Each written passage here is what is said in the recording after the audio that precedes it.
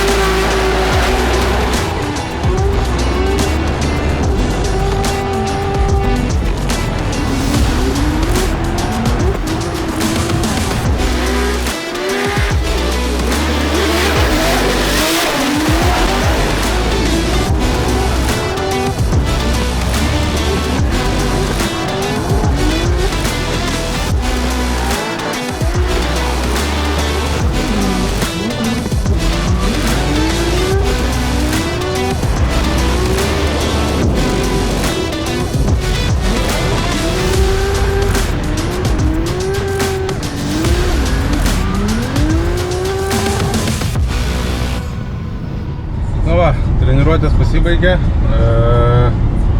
turiu laisvą laiko, šiaip šiandien karšta, turbūt jausmas kaip kokie 32, tai vat kol yra pertrauka pusantros valandos, lėkiu iki viešbučio, paleis po šaltų dušų biškį atsigauti, nes šiandieną lėkėme visas treniruotės, kiek turėjome, visą laiką išnaudojame, teisingai manau, pasibandėme padangų slėgius, vienokius, kitokius ir šiandien visą dieną ant valyno padangų, nes tiesiog to reikia norint varyti all in, tai dėl to ir dalyvausim su valyno padangom šį etapą.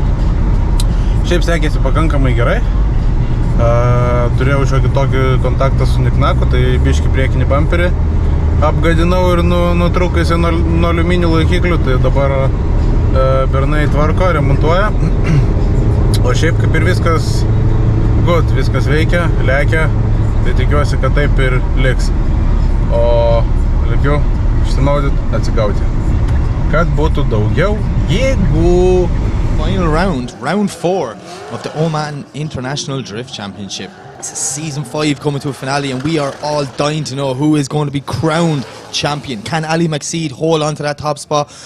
Benediktas Čerba is looking strong. We know we've the Ham still in the mix. Nick Nacken is there, Vasiliauskis and Alamri as well. They're all in contentions with win that championship. So I think I see both cars on the line. I do. It is Benediktas Čerba to lead and Mick Kelly to chase.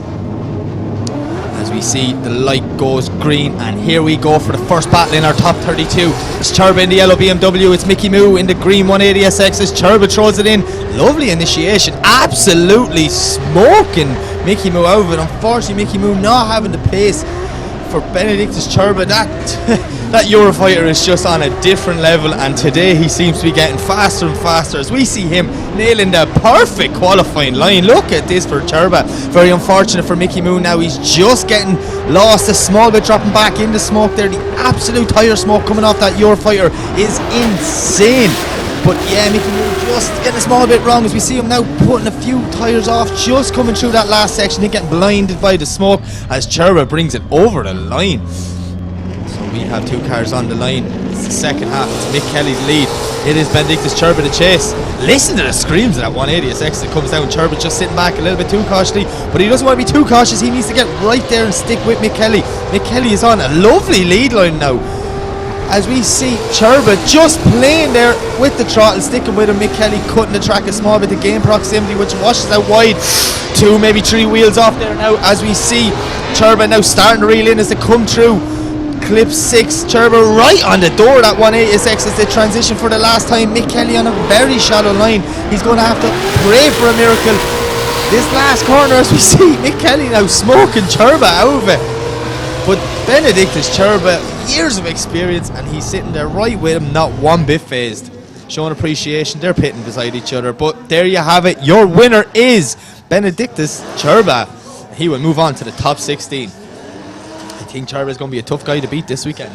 From the track marshals, the strawberries are flashing, the traffic light goes green, and here we go. Our top 16 is underway. Is Benedictus Cherba the lead? Is Dennis Miguel to chase? Both guys thrown in. Look at Cherba throwing an absolute beautiful lead line in there, doing a great job as he's coming through clip 2. We see Dennis Miguel now just a little bit on the inside, clipping that cone, maybe possibly putting one wheel off, but Cherba on a perfect qualifying line, as he was asked by the judges, putting that back wheel exactly where it should be on that white outer line, absolutely hugging it left, right.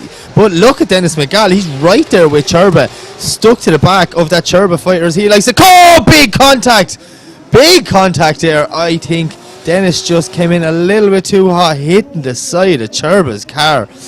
So our judges are just deliberating, watching some replays back to see what happened, and we're just going to see is Cherba okay and able to continue, or does he want to call a 5-minute rule? So I am being informed that Benedictus Cherba has been awarded a competition timeout because contact was made in a decel zone, so the lead car was in the right position to slow that car down, and Dennis just a little bit on the inside and came in a bit too hot, so the judges are deeming it that it is Miguel's fault, and Cherba will be ordered will be given a competition timeout. So we'll have to wait to see can they fix that car.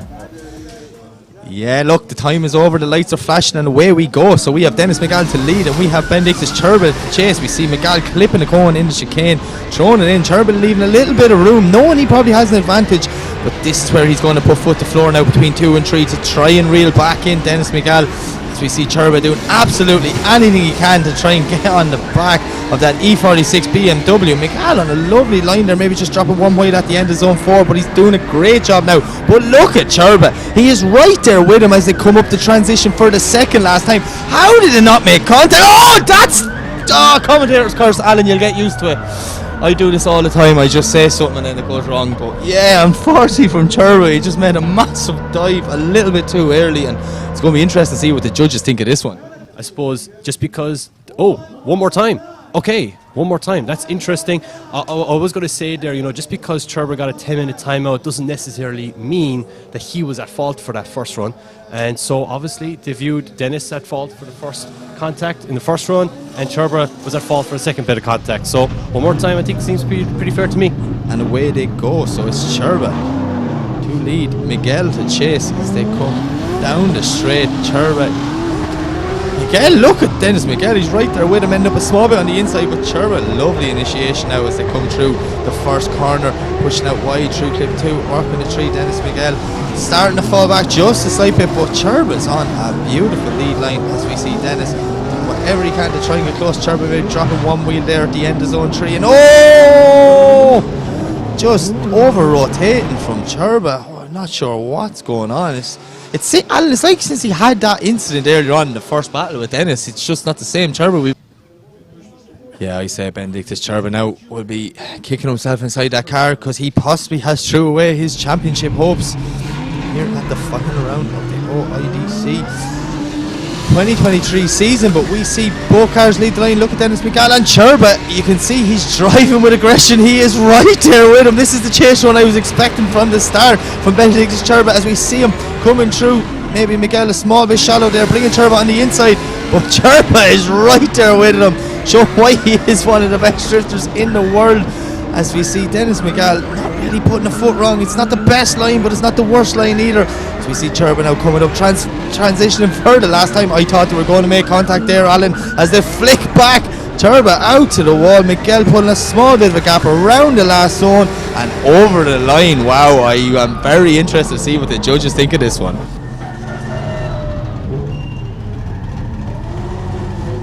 As we see Turbo getting out of the car there now, waving to the crowd.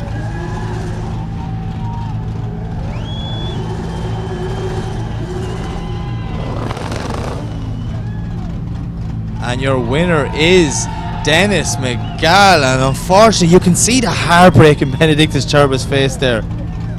He is just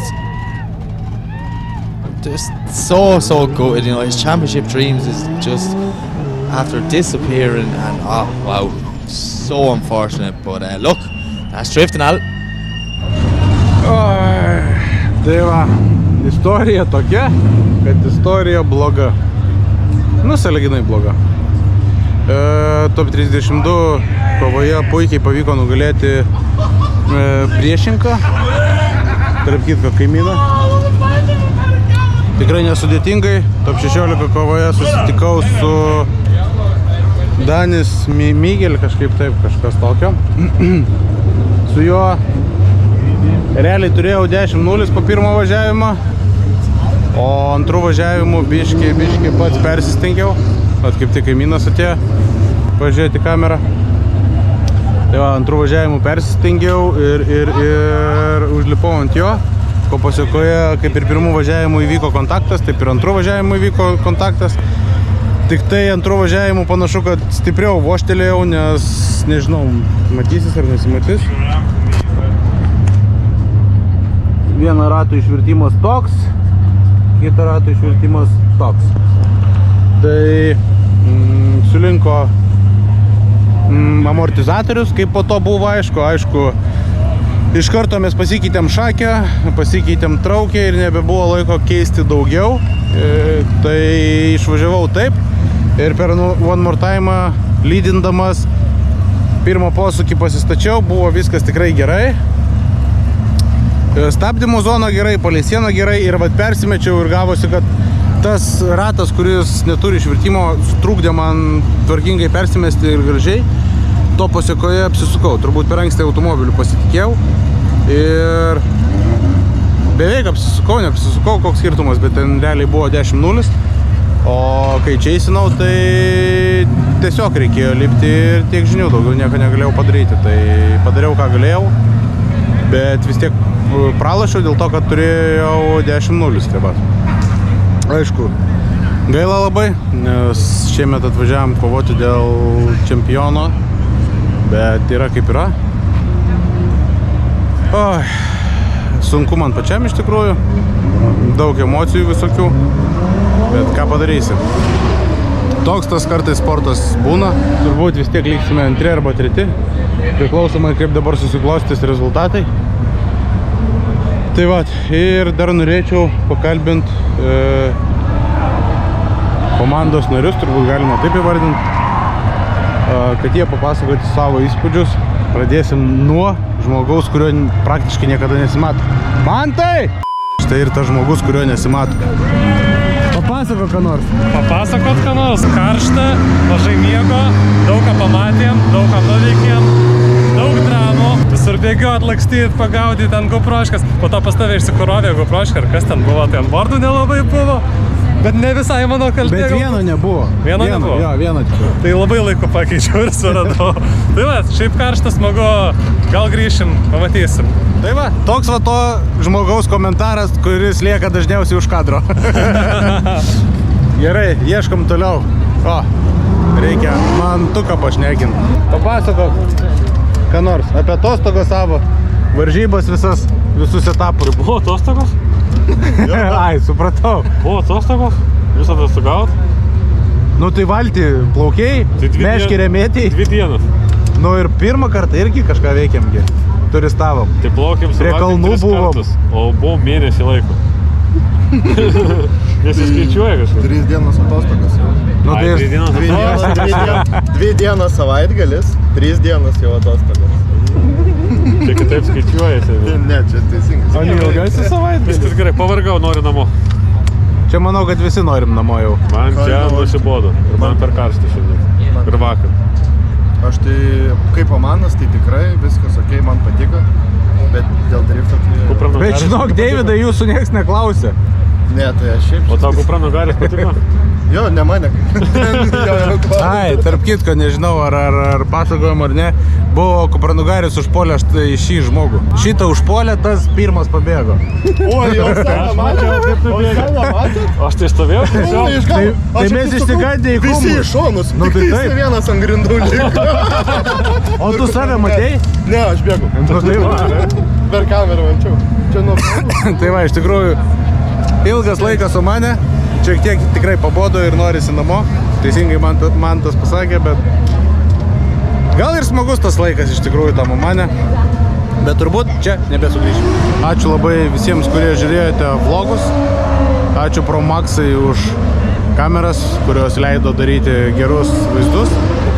Ačiū partneriams ir didžiausias turbūt ačiū komandai, kuri su manim buvo 2 kartus po 2 savaitės Omane, karštam Omane. Ir tikrai vienais atvejais nebuvo netgi ką veikti čia, tai galbūt iš to nebuvimo ką veikti Mindaugas įsigijo automobilį, bet visą tai yra smagu.